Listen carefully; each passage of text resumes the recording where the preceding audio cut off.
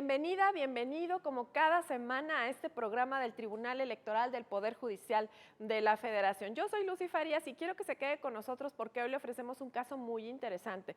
Se trata del caso de la confirmación del cómputo general de la elección de gobernador en Baja California Sur, así como la expedición de la constancia de mayoría de esta misma elección.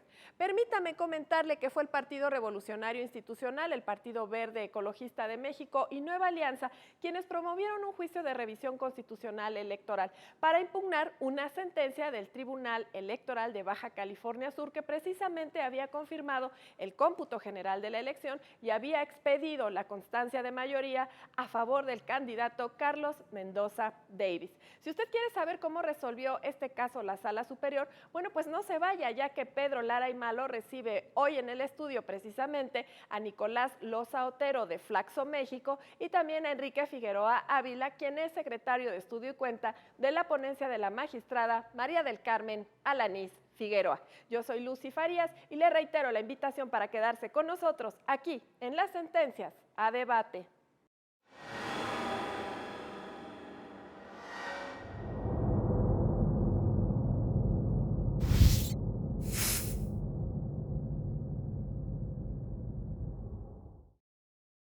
Les damos, como siempre, la más cordial bienvenida a Sentencias a Debate del Tribunal Electoral del Poder Judicial de la Federación. Muchas gracias a Lucy Farías, quien adelantó la presentación de nuestros invitados del día de hoy. Nicolás, bienvenido. Enrique, muchísimas gracias por estar con nosotros. Muchas gracias. Hola, Nicolás. Y vamos a hablar en esta sesión de Sentencias a Debate sobre el juicio de revisión constitucional electoral número 659 de este año, relativo a la impugnación sobre la elección llevada a cabo en Baja California Sur, la elección de gobernador en este caso. Y bueno, pues si nos puedes poner en contexto, Enrique, como siempre, explicarnos un poco los precedentes del asunto, sobre todo cómo llegas a la superior. Claro que sí, Pedro. Mucho gusto, Nicolás. Fíjate que cabe recordar que el juicio de revisión constitucional electoral es un medio de impugnación generado a partir de la reforma del año de 1996. Es un medio de impugnación que está diseñado para efecto de que la Sala Superior del Tribunal Electoral del Poder Judicial de la Federación revise en lo que se conoce como juicio de revisión constitucional electoral la sentencia emitida por un tribunal electoral de una entidad federativa que ya se pronunció previamente sobre una elección determinada. En el caso concreto, la elección de gobernador de Baja California Sur. Hubo un juicio de inconformidad previo que es precisamente el que claro, se está efectivamente. Sacando, ¿no? El pasado 7 de junio en nuestro país hubo 17 elecciones, en 17 entidades federativas hubo elecciones de ayuntamientos, de congresos, y en varias de ellas la renovación del Poder Ejecutivo Estatal. Precisamente Baja California Sur está inscrita en esta dinámica. Y efectivamente hubo elección el pasado 7 de junio para renovar al Poder Ejecutivo Estatal, y esto dio lugar a que los órganos electorales de la entidad federativa pues llevaran a cabo el cómputo de los votos, ¿verdad? Y tuviera que decir, a la luz de los resultados electorales, quién había obtenido el mayor número de sufragios, porque es una elección de mayoría relativa. Y en el caso concreto, el 14 de junio, se determinó por el Instituto Estatal Electoral que la constancia de mayoría correspondía al ciudadano Carlos Mendoza Davis, que fue postulado por el Partido Acción Nacional y un partido político estatal, el de la Renovación Sudcaliforniana. Inconforme con lo anterior, hay otra coalición que participa, encabezada por el Partido Revolucionario Institucional y de la cual también formó parte el Verde Ecologista de México y Nueva Alianza, que comienzan e inician esta cadena impugnativa a través de un juicio de inconformidad local. Bueno, yo diría que la cadena impugnativa inicia desde muchísimo antes y por los elementos que al final de cuentas convienen precisamente a este juicio de revisión constitucional. Por esa misma razón creo yo que podríamos centrar, digamos, nuestra charla del día de hoy respecto del valor que tienen los procedimientos especiales sancionadores como cosa juzgada, que esa es una cuestión creo que muy interesante, y cómo esa cadena impugnativa, a pesar de estar perfectamente definida en esta litis, pues trae elementos de quejas, que en este caso fueron formuladas precisamente por el Partido Revolucionario Institucional o por la propia coalición, dependiendo de lo que se haya impugnado, pero que vienen precisamente a colación de este juicio. Entonces, creo yo que lo central aquí es determinar si se está hablando de cosa juzgada o no y de qué forma operan los precedentes. ¿Cuál es tu opinión sobre este asunto, Nicolás, particularmente? Sí, yo, en mi calidad de no jurista, antes que entrar a este aspecto que tiene que ver con la relación de los procedimientos especiales sancionadores y si después se consideran o no asunto juzgado y el efecto que pudieran tener en un juicio como el que estamos ahora revisando, me gustaría un poco poner en contexto el tipo que a mi juicio es esta impugnación y el valor que puede tener en términos de nuestros procesos electorales.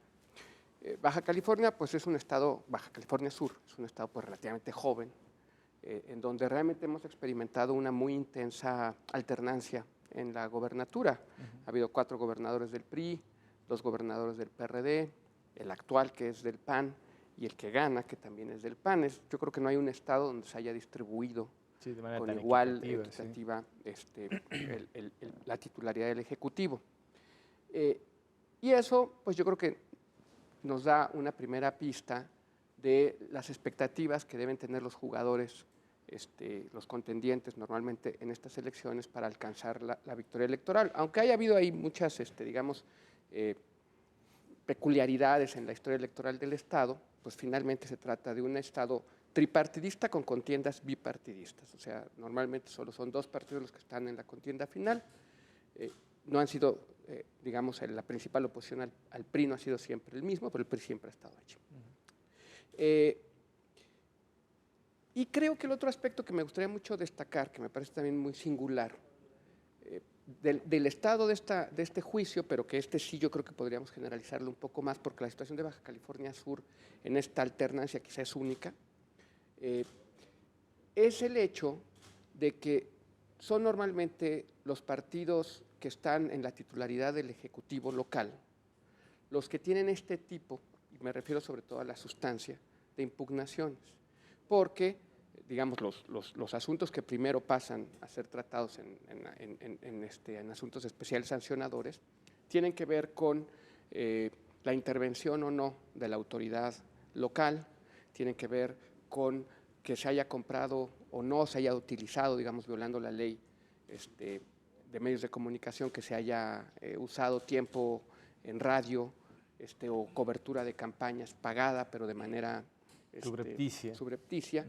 Y lo que yo encuentro allí es una suerte de pauta que tiene que ver con que el principal partido contendiente y perdedor ha tendido en los últimos años a impugnar los resultados cuando, no estando en la titularidad del Ejecutivo, encuentra elementos con incluso escasos indicios para hacerlo. Y creo que ahí es donde sí entra ya la conexión entre la forma en que se resuelven los procedimientos especiales sancionadores, en donde la autoridad competente establece que no están fundadas, digamos, las quejas, y posteriormente, incluso hay aquí un problema hasta de tiempos, porque en algunos casos el PRI no impugna a tiempo, por ejemplo, cuando se presume la parcialidad de una autoridad jurisdiccional por unas declaraciones previas. El PRI en ese momento no hace ninguna impugnación y la hace posteriormente, cuando se conoce el resultado. Lo cual, por cierto, se está convirtiendo en una práctica generalizada. Exacto. Desafortunadamente, porque... Y eso es exactamente lo que yo quería destacar, porque me parece que ya se ha convertido en una estrategia dominante de los partidos políticos mexicanos, sobre todo yo insistiría del que queda en segundo lugar, y también sobre todo cuando el que queda en segundo lugar no es el que tenía la titularidad del Ejecutivo anteriormente. Es oposición, ¿no? Claro. Entonces, digamos como que el escenario está hecho. Tienes un partido en el gobierno, una elección relativamente competida, unas expectativas, una historia electoral, en este caso del Estado, en donde ha habido alternancias, y pues yo diría que ni mandada a hacer todo el escenario para que viéramos estas impugnaciones. Creo, y ahora sí entro realmente a tu pregunta, que sin entrar mucho en técnica jurídica, porque no podría hacerlo, no, por supuesto que el que se le dé valor a lo que el procedimiento especial sancionador ha determinado es muy importante precisamente para atajar una escalada al alza de este tipo de estrategias, en donde estaríamos en una situación todavía peor de la que estamos, de una terrible inflación, digamos, de litigios postelectorales, que a la postre lo que generan también es mucha incertidumbre y una suerte de devaluación del voto de los ciudadanos, ¿no? Así es. Sí, y además hay una cuestión fundamental, que es el hecho de que a más carga de trabajo, y no lo digo en ningún sentido descalificador, sino creo que es una lógica irrebatible, pues menor empeño en el análisis de los asuntos. Si todo órgano jurisdiccional o administrativo cuenta con unos recursos limitados que en algunos momentos, y lo vamos a ver a lo largo de la sentencia, en el caso por ejemplo del Instituto Nacional Electoral, se ven rebasados realmente por la cantidad de cuestiones que tienen que resolver y que además justamente a raíz de las últimas reformas están calendarizadas de tal forma que hay una progresión entre cada una de esas etapas que necesariamente tiene que cumplir con una definitividad, por lo menos parcial, respecto de algunos de sus elementos, para poder dar paso a la siguiente etapa y precisamente poder resolver dentro de esa lógica temporal que se ha preestablecido por parte del legislador. Y la cuestión inevitable es, al final de cuentas, muchos de estos recursos que tienen naturaleza administrativa, pues fueron interpuestos en su momento, fueron resueltos y demás, pero la forma en la que pretende el partido quejoso en este caso integrarlos a la nueva litis, pues es totalmente extemporánea por un lado, y por el otro lado parece ser que juegan con ese dolo que pretenden, pues de alguna manera, obtener beneficios a través de él, ¿no? Beneficios procesales en este caso. Y la cuestión es, ¿cuáles fueron exactamente los agravios? Digo, en esa misma lógica que señalaba Nicolás, en la que ya se argumenta prácticamente por mero prurito, el hecho de decir, no, pues esto y esto es lo que yo creo que puede anular la elección, porque además la pretensión del quejoso en este caso pues es la anulación de la elección. ¿Cuáles fueron sus agravios así, grosso modo, Enrique? Sí, aquí en este juicio de revisión constitucional electoral tenemos como acto impugnado la sentencia del Tribunal Electoral de Baja California Sur. Es una sentencia que data del 12 de julio. Esencialmente esta sentencia se ocupa, creo yo, de tres aspectos centrales. Por una parte, aborda diferentes irregularidades que en concepto del revolucionario institucional y aquella coalición habían tenido lugar a lo largo de la etapa de preparación de la elección, es decir, durante las campañas electorales, en el periodo de reflexión, irregularidades tales como actos anticipados de campaña. Dice también que hay intervención indebida de distintos funcionarios públicos, por ejemplo, denota que hay varios eventos a donde acude el entonces candidato Carlos Mendoza Davis y acuden varios senadores de la República, del Partido Acción Nacional. Dice también que hay ciertas manifestaciones del gobernador actualmente en funciones a favor de este candidato. Hace un ejercicio de esta naturaleza, que hay bardas pintadas, que hay espectaculares, y bueno, en concepto de la coalición impugnante, todo esto genera una situación de inequidad en la competencia electoral.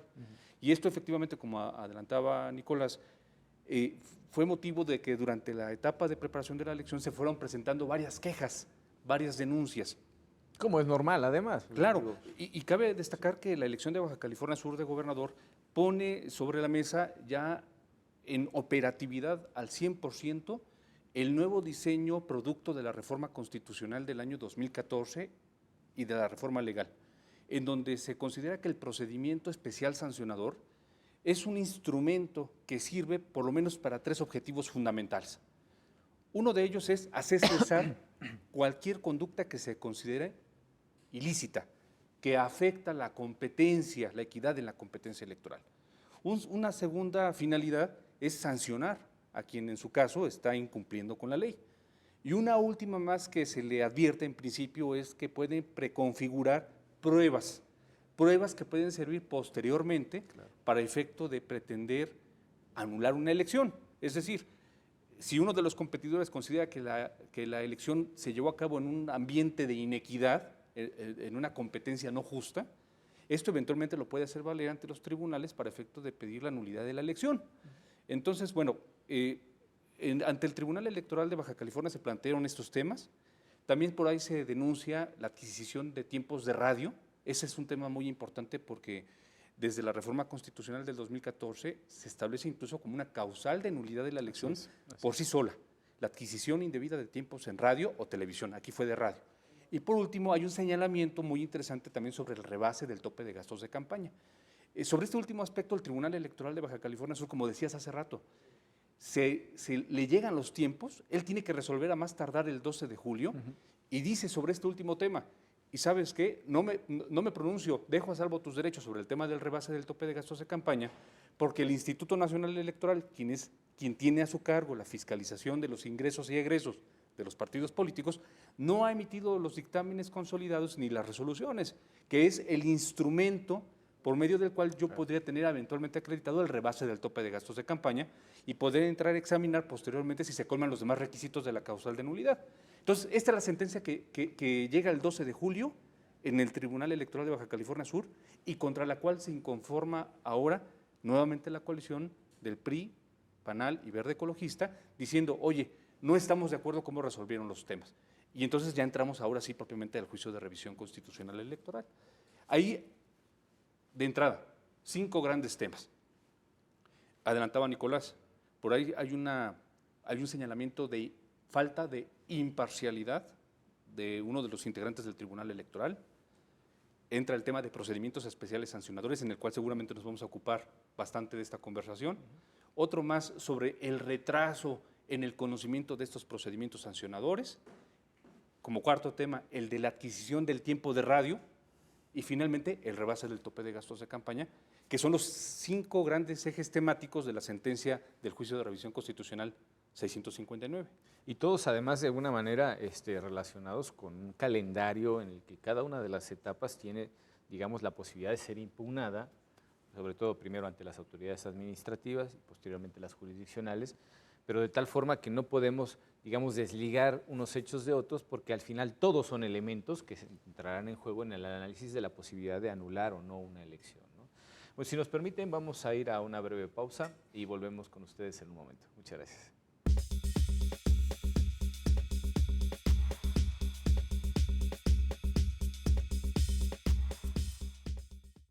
La democracia es cuestión de todos los días y de todos los ciudadanos, de grandes y pequeñas decisiones. En el Tribunal Electoral trabajamos para que tu voz sea respetada. Resolvemos a favor de la igualdad política entre mujeres y hombres. Defendemos las decisiones que toman con autonomía los pueblos y comunidades indígenas. Nuestras sentencias garantizan el respeto a tus derechos político-electorales, consolidan nuestra democracia. Tribunal Electoral del Poder Judicial de la Federación. Tú tomas la decisión. Nosotros la protegemos. En el Tribunal Electoral protegemos los derechos político-electorales de las y los mexicanos.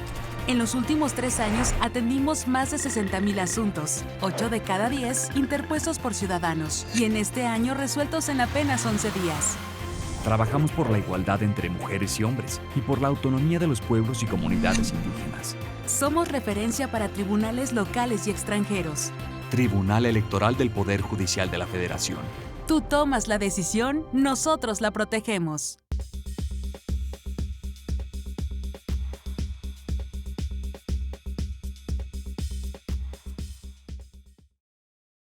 Pues nuevamente con ustedes y volviendo al tema que nos atañe, aquí hay varias cuestiones. Se habla de violaciones graves y determinantes y a mí me da la sensación de que es, y perdón por la expresión, es manejado de bulto por parte del partido quejoso, ¿no?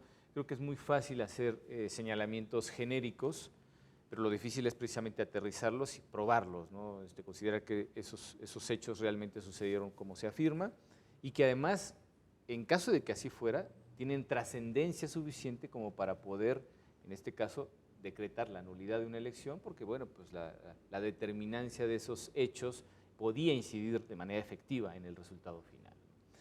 Y lo que decíamos sobre la forma en la que los partidos están sistematizando esta manera de acudir a los tribunales, lo he dicho alguna vez y lo sostengo en este caso, me parece que aquello que no ganan en las urnas pretenden ganarlo en los tribunales, porque estamos hablando de una diferencia de más de 25,000 votos entre primero y segundo lugar.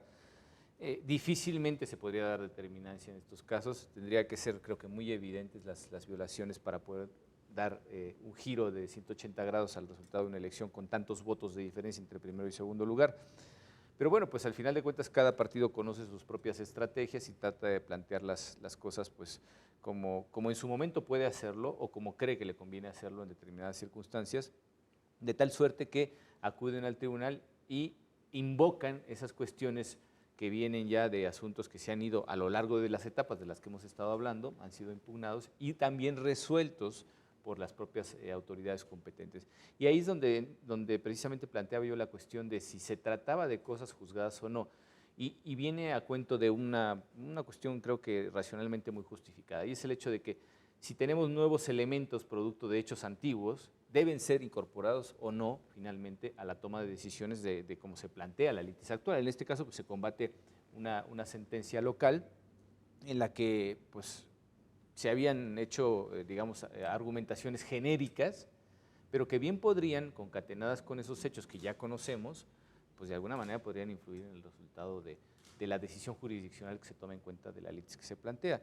Pero yo no sé qué tan válido sería, precisamente, y pensando en el espíritu que animó las reformas, el hecho de saltarnos las trancas con los tiempos que se han prefijado, de tal manera, por ejemplo, en cuenta de la fiscalización, que se pretende que sea una fiscalización en tiempo real, ¿no? Entonces vamos sacando resultados conforme va avanzando el proceso electoral, los vamos dejando ya como firmes, para que al final de cuentas no suceda.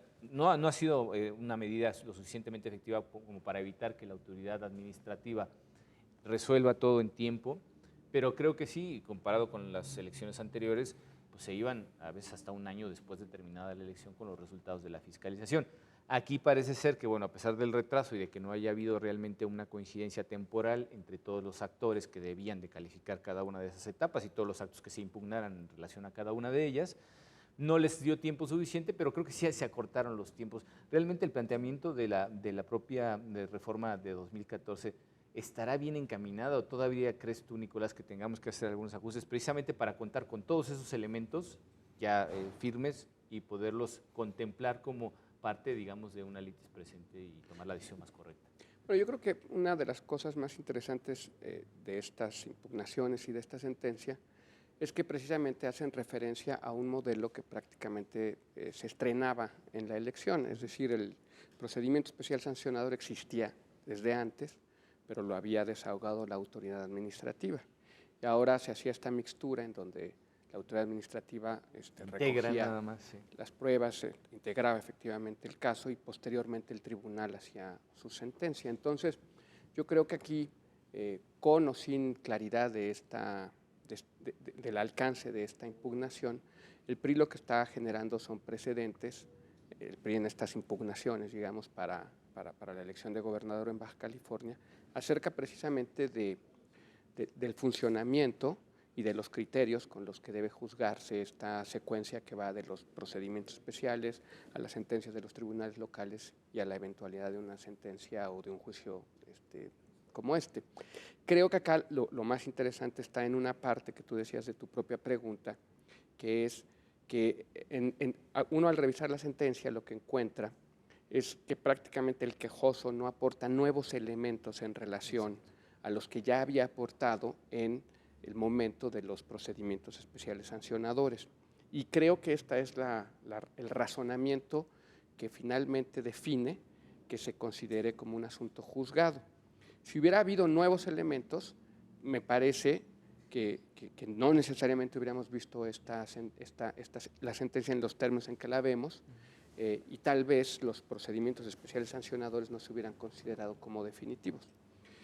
Creo que ese es un precedente muy importante, es decir, no tiene ya tanto que ver solo con el asunto Baja California, sino con una clara señal para los partidos en relación a qué podemos impugnar de estos procedimientos y con qué fundamentos, que serían, a mi juicio, pues precisamente aportando nuevos elementos.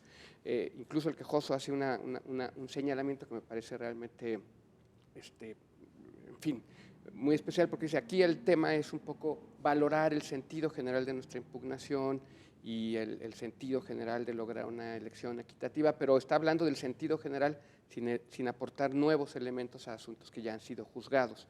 Entonces yo creo que aquí lo que estamos viendo pues es exactamente un tipo de conducta ante tribunales de los partidos que pues apuesta, como ya se ha dicho, a obtener por esta vía lo que electoralmente no se ha logrado. Y eso lo has dicho muy bien, es una apuesta prácticamente. A mí me da la sensación de que casi lo dejan al azar, ¿no? A ver si pega o no pega. Sí. Y juegan, yo creo, un poco con otros. Por ejemplo, en este caso me parece con el hecho de que se trataba de un procedimiento, una maquinaria, digamos, que tenía piezas viejas pero engranadas de una forma nueva. Y está también el tema de la determinancia, que sabemos que ha sido muy difícil para el propio tribunal, para los partidos, manejarlo, entenderlo. Yo creo que efectivamente se trata de un caso en donde claramente era difícil argumentar determinancia y sin embargo juegan con esa carta porque pues, se trata de un concepto difícil que efectivamente tanto para un juzgador como para un politólogo, para un político, para un ciudadano es muy difícil tener certeza absoluta del efecto de una presunta violación o de una violación sobre el voto no solo de una persona o dos, sino en general de la población. Sí, y además creo que, el nuevo constitucionalismo ha dado pie a muchas cuestiones que pues, eran subjetivas necesariamente y que tratamos de objetivarlas precisamente para hacerlas lo suficientemente cuantificables como para saber cómo pueden influir, en este caso, en una elección, ¿no?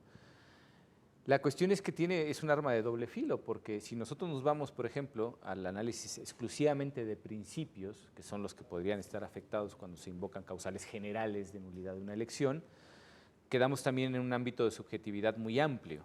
Es decir, los principios efectivamente pueden quedar claramente delimitados, o sea, conocemos sus fronteras, porque de otra manera no los distinguiríamos de otros principios, pero también creo que cuando se ven confrontadas con reglas es precisamente por el hecho de que se trata de determinar con mayor claridad no solamente el límite del principio, sino el alcance que pudiera tener en la interpretación general de una serie de hechos que están relacionados con causales generales de nulidad de una elección.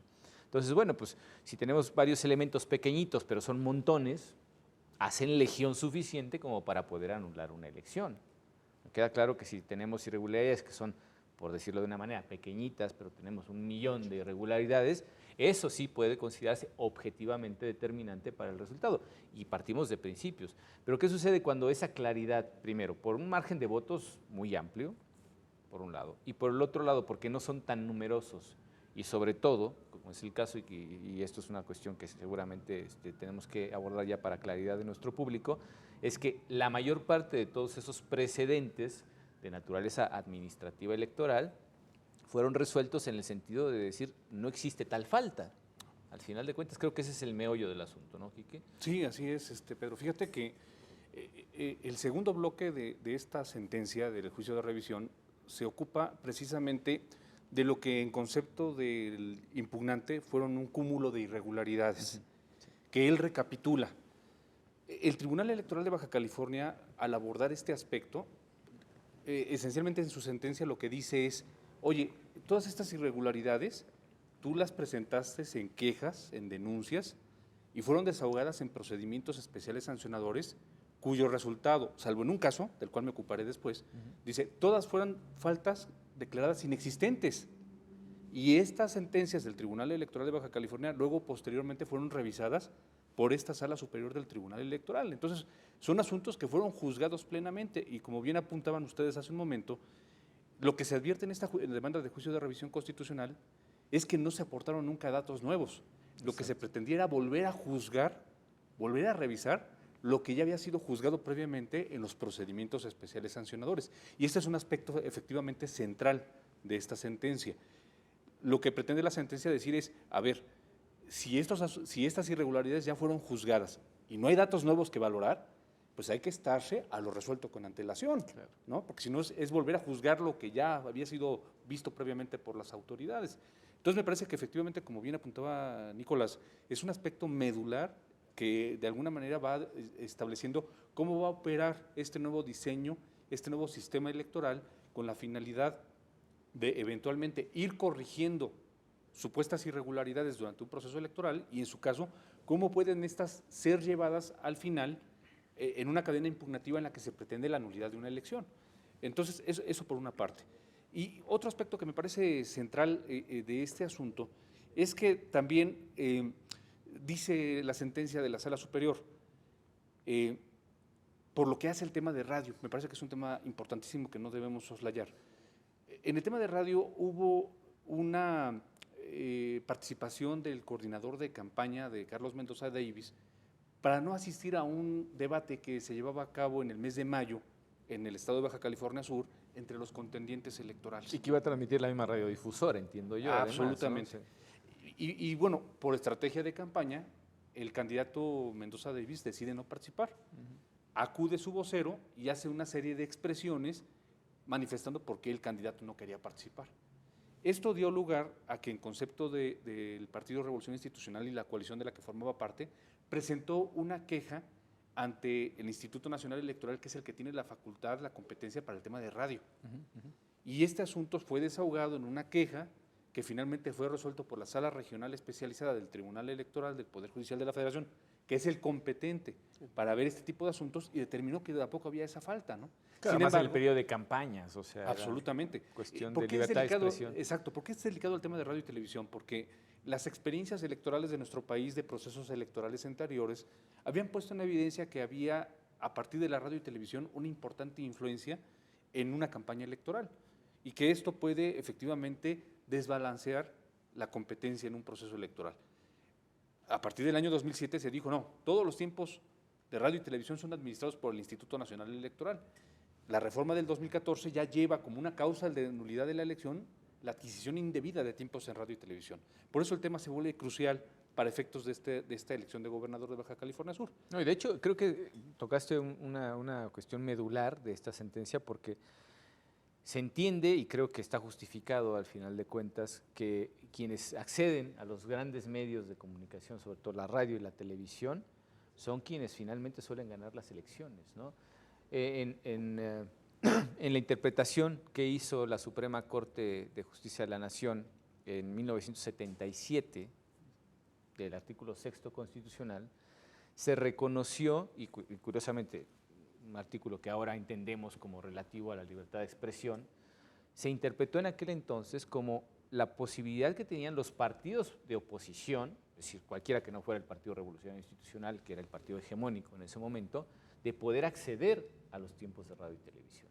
Entonces, si ligamos, por ejemplo, las condiciones constitucionales necesarias para ejercer la libertad de expresión en materia política, e inmediatamente el máximo órgano jurisdiccional de nuestro país asume que se trata de una cuestión de exposición en los medios, de vínculos con la sociedad a través de los canales de comunicación que todos conocemos como medios masivos de comunicación, televisión y radio sobre todo, y en el año 77 además eran los únicos, eso de alguna manera señala la verdadera importancia que tiene esto. Entonces, es fundamental el acceso que tengan a estos medios masivos de comunicación, porque en la experiencia política, por lo menos de nuestro país, y me atrevo a generalizar, yo diría que en todo el mundo prácticamente, cuando se tienen mayores espacios, mayores tiempos en radio y televisión, casi tienen asegurado el triunfo, si es que los contendientes no tienen precisamente ese derecho, ¿no? Entonces aquí la cuestión es, realmente es fundamental el hecho de que se señalen este tipo de faltas, que se les haya dado un espacio de resolución de conflictos especial, como es el procedimiento especial sancionador, que tiene precisamente que ver con la materia de radio y televisión, y que la autoridad administrativa es finalmente la que integra y nosotros tenemos que resolver. Realmente creo que era una cuestión que se tenía que plantear, pero se tenía que plantear igual que se planteó en su momento, y que al final de cuentas creo yo que coincide con el mismo resultado, es decir, la impugnación se resolvió en la impugnación que no existían tales faltas y por tanto no debía ser considerado, aún a pesar de la trascendencia que puede tener la radio y la televisión. Creo que estando en campañas es una cuestión más de libertad de expresión que de abuso, por ejemplo, o de contratación de tiempos, ¿no? Sí, aquí la respuesta que en la sentencia está a esta objeción, digamos, es que se puede acreditar que se trataba de un asunto de interés noticioso por parte de la radiodifusora, que era la que iba a transmitir el debate. Y que no necesariamente tendría que solo entenderse como efecto de una contratación privada. Pero sí creo que ese es un debate pues, que, como muchos otros de esta sentencia, trascienden al Estado y a la elección. O sea, sí creo que siempre habrá una tensión en nuestra comprensión de una información en medios de comunicación masiva entre si hay ahí un genuino interés noticioso o la intervención de un interés que empuja esa cobertura. Es algo que creo que siempre es muy difícil de acreditar cuando ese interés interviene, y hay muchas razones, como en este caso, para suponer que sí, que noticiosamente era relevante y que no tendría por qué intervenir dinero ni el impulso de un interés privado. Pero ese problema yo creo que lo vamos a seguir presenciando. No creo que vaya a cambiar. Y lo que sí es importante es que en este caso la sentencia argumente con la idea con el concepto del genuino interés noticioso la participación, la cobertura de un medio de radio. Y creo que también nos debería hacer revisar un poco esta idea de que es inevitable, y eso sería un poco como lo que yo diría para el quejoso, en este caso el PRI, que si tú tienes más tiempo en radio o más tiempo en televisión, ganes. Sería un poco tu argumento, y creo que efectivamente hay en principio una tendencia hacia eso. Pero yo tan solo pensaría ahora en la elección de Nuevo León, en donde el candidato ganador es el que tiene menos tiempos en radio y televisión por efecto del diseño de la propia ley, que le da a los independientes el equivalente a un partido, pero pequeño y nuevo, y que a pesar de eso tiene no solo una victoria electoral, sino una arrolladora victoria electoral. Y podríamos documentar muchos otros casos en donde los candidatos que tienen menos tiempo en radio y televisión han ganado, y acepto, sin embargo, que se trata de excepciones, pero me parece que con el auge de las redes sociales, de formas alternativas de comunicación, todo eso también tendríamos que tamizarlo de otra manera. Precisamente eso es a lo que quería y llegar. Yo por eso Está creo que cambiando acá eso es posible. Yo por eso creo que acá esto nos plantea que ese modelo yo creo que siempre nos va a dar estos problemas. Y no quiere decir que por eso sea malo, porque además no habrá ningún modelo que no nos dé problemas, ¿no? Pero yo creo que nos va a dar siempre el problema de si había un interés noticioso legítimo que se pueda acreditar o hubo una intervención de dinero o de prácticas ilegales. Ilegales, claro. Bueno, pues el tiempo vuela. Vamos a un breve corte y volvemos nuevamente en un momento. Muchas gracias.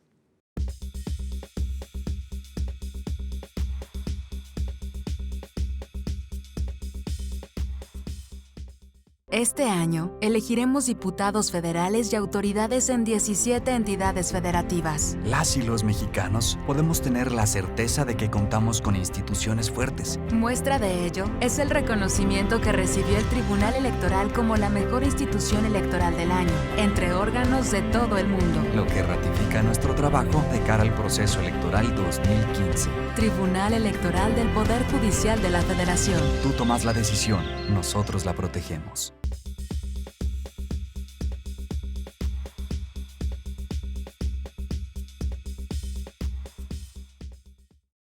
Bueno, pues ya en nuestro tercer segmento y vamos a hacer una pequeña recapitulación.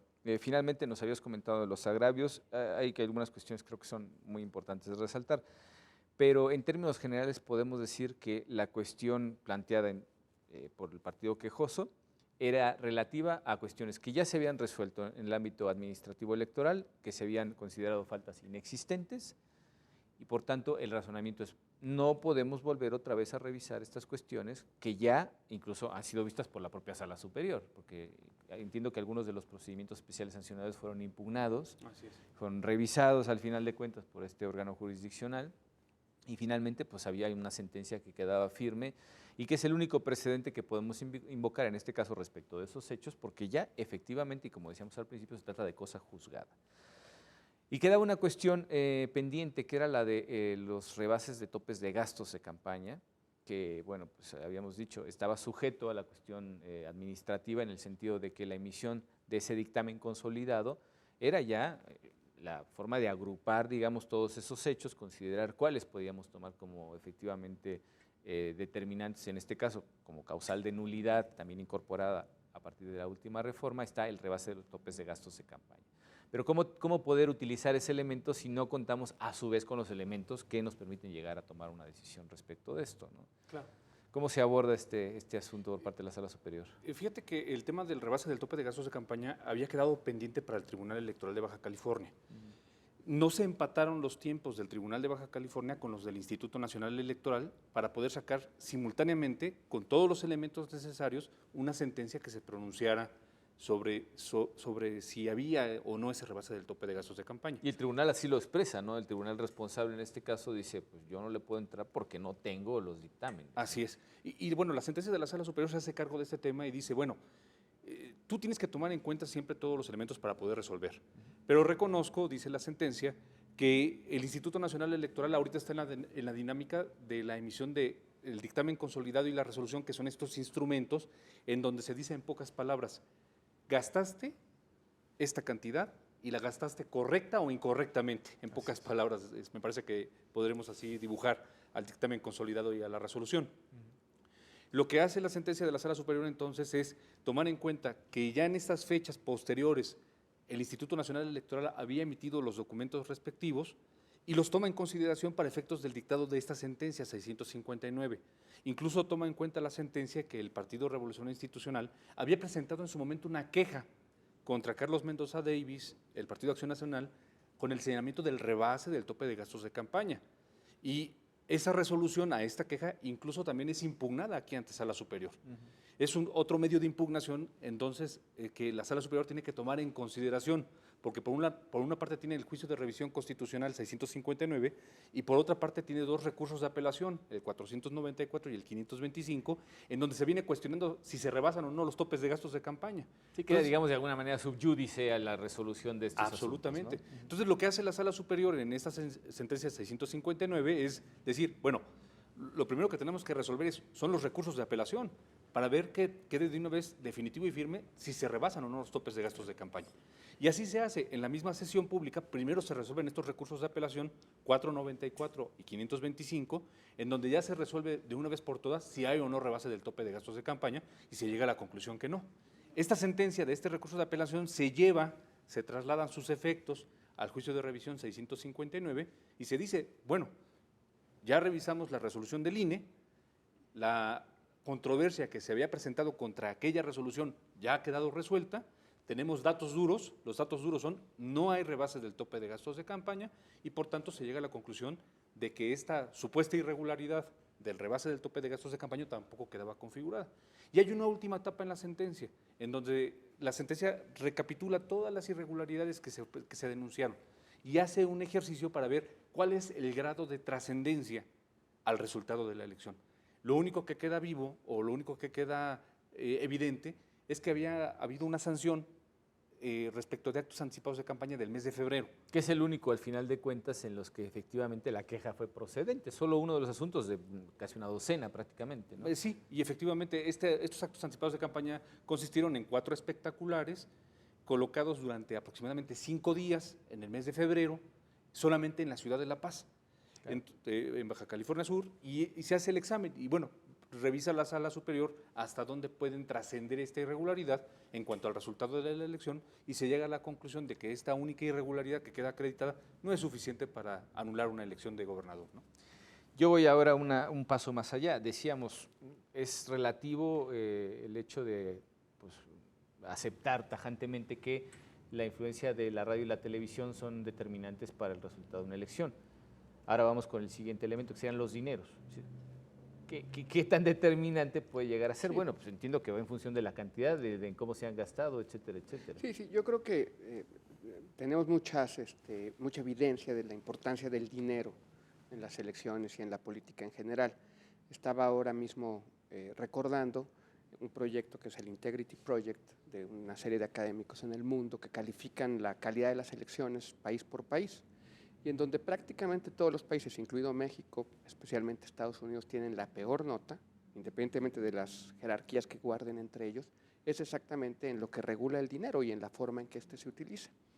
Es un asunto muy delicado, muy difícil, yo creo, de normar con éxito, y este modelo que seguimos ahora en esta elección, creo que otra vez ha sido puesto a prueba y pues, no sé, yo diría, si tú defines que al rebasar el tope de gastos de campaña tienes un causal de nulidad, lo más probable es que por un lado todos los partidos traten de impugnar, de decir que se rebasó el tope de gastos de campaña, y por el otro que a su vez traten de ocultar o de subejercer por seguridad los recursos de que disponen, que fue lo que pasó precisamente en el proceso de fiscalización. De una manera sorprendente e ilógica, resulta que los partidos gastaron menos de lo que podían gastar. En general, hubo una bolsa que quedó ahí sin utilizarse, pero yo creo que realmente lo que estamos viendo es la manera en que estos actores, los partidos políticos, los candidatos, se comportan o reaccionan a un modelo que pretende regular el difícil asunto de los dineros. Yo creo que efectivamente es un asunto muy delicado, muy importante, tal vez no hayamos todavía encontrado la manera de regularlo. Yo creo que lo de radio y televisión, un poco por la fuerza de la pluralización de las fuentes de información, la importancia de las redes sociales, de los medios alternativos de comunicación, quizá vaya perdiendo centralidad, pero lo del dinero yo no veo que la vaya a perder y definitivamente la regulación y la conducta de los partidos va a seguir siendo un aspecto capital. Entonces, yo iría, y digo, es una cuestión exclusivamente de mi opinión personal, yo iría más a una explicación psicologista. Yo diría que ahora, al existir una oferta de información muchísimo más amplia, el peso específico que tienen la radio y la televisión en la opinión pública ha decrecido necesariamente, porque además ya existe la posibilidad de un contraste entre la información que ofrecen este tipo de medios y los otros, ¿no?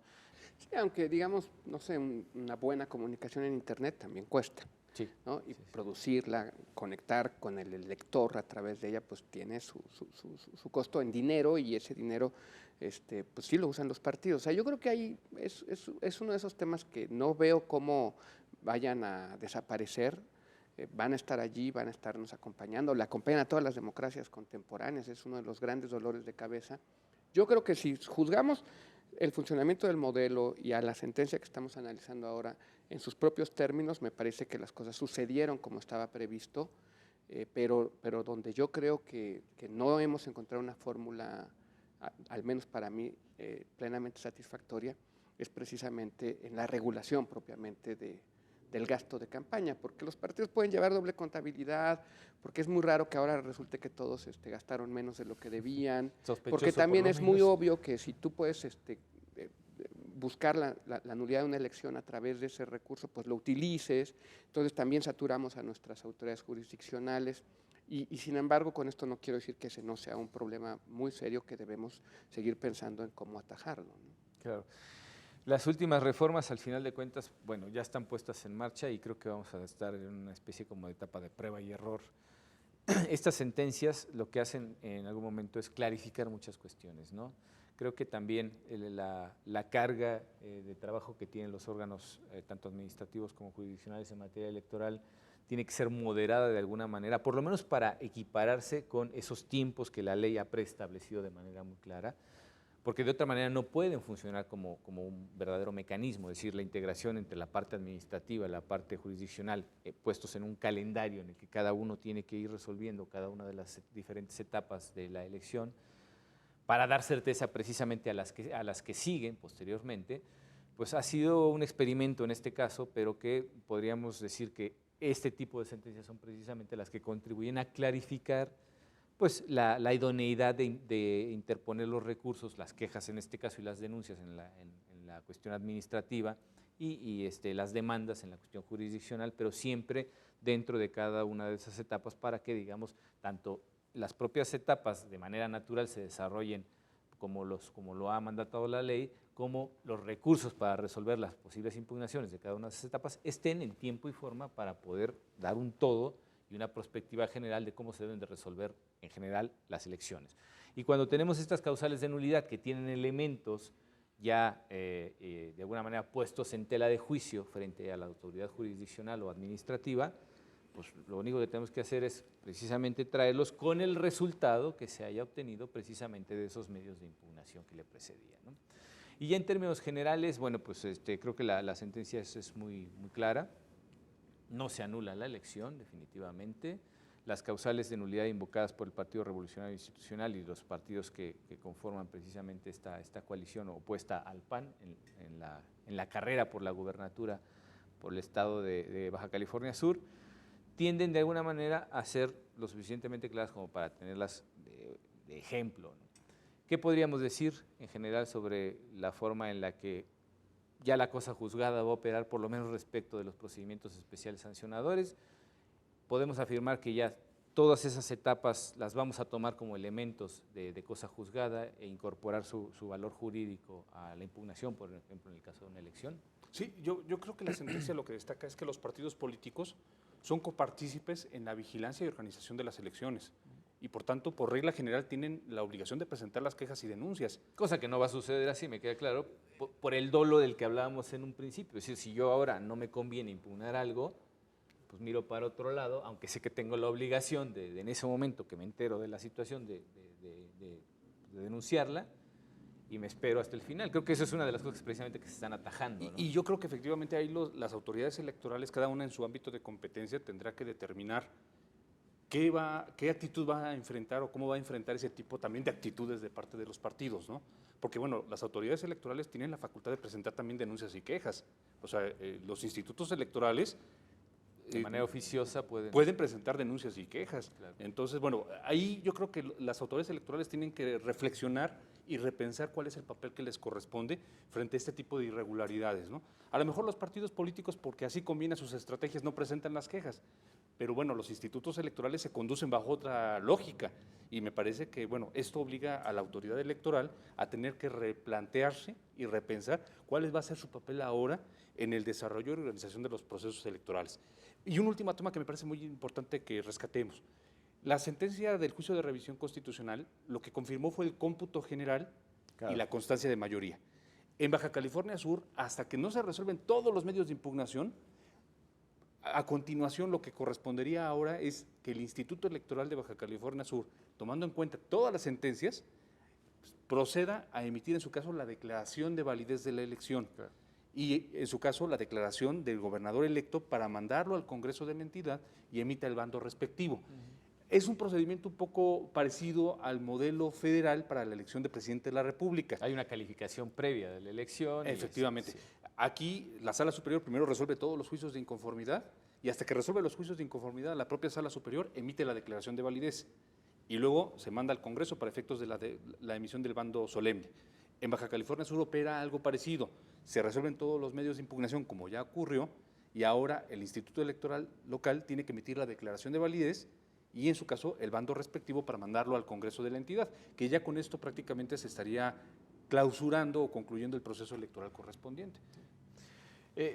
Nicolás, ¿tú crees que este tipo de asuntos imponen un deber de cuidado mayor a los partidos políticos en cuenta precisamente de esa obligación de vigilar la legalidad y la constitucionalidad de las elecciones?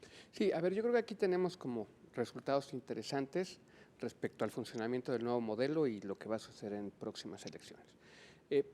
Que los partidos sean corresponsables y deban hacer sus denuncias en tiempo y forma, me parece que podríamos resolverlo o bien mandatándoles e imponiéndoles sanción de no hacerlo, cosa que nos pondría más regulación encima de la que ya tenemos, o yo creo que por una vía como la de esta sentencia, en donde por el hecho de no hacerlo en su momento, entonces su queja posteriormente no tiene la validez o de que no ellos hacerlo con la esperarían. exhaustividad que pudieran Sí, haberlo hecho. y no lo hacen, sabemos por qué no lo hacen, porque están apostándole a que pueden ganar la elección y entonces no le quieren poner piedritas en el camino a ese posible curso de acción. Ya cuando ven que perdieron, entonces sí impugnan, ¿no? Entonces yo aquí me inclinaría un poco solamente por efectivamente este tipo de sentencias que con el tiempo pueden hacer un señalamiento claro para los partidos políticos acerca de que si no impugnas en su momento, no tienes ninguna posibilidad de éxito, ¿no?